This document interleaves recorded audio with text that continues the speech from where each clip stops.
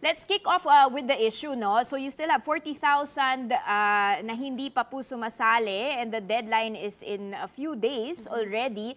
Ano pong percentage yan sa members ng Manibela? How many have joined? How many are planning to join before the deadline? And if they're not planning to join even by December 31, give us the reason for that. Siguro, Mama Rica, yung hindi pa nakakapag-join sa amin sa consolidation, siguro around 100,000 pa nationwide. And sa NCR alone, siguro mga nasa 25 to 28,000 pa kami. And sa yung gagawin namin, kailangan lang makakuha tayo ng PRO sa ngayon. Bakit po? Ano po yung reason kung bakit 100,000 pa po ang hindi sumasali? Especially given po na pinadali na yung ways to consolidate. Affidavit na lang po of I want to consolidate. Yun na lang po yung requirement, di ba? By the end of the year. Ma'am Risa, hindi naman dun sa pinadali yung requirements. Ang issue dito, yung sapilitang pagsali namin sa kooperatiba and doon sa consolidation.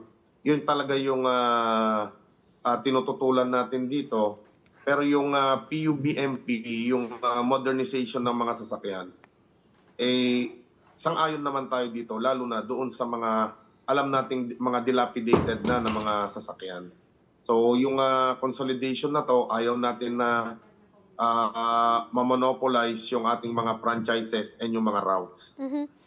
Sir, ang sabi po ng LTFRB at nilinaw po nila that there will be no phase-out of jeepneys and traditional jeepneys that are still part of PUVMP. Ang condition lang is kailangan po daw, they should be roadworthy. Ano po ang inyong opinion dyan? Nakausap niyo po ba, ang inyo po bang grupo, nakausap na po ba ang LTFRB at ang Department of Transportation ukol dito? Tama po kayo, Ma'am Dani, no? Yung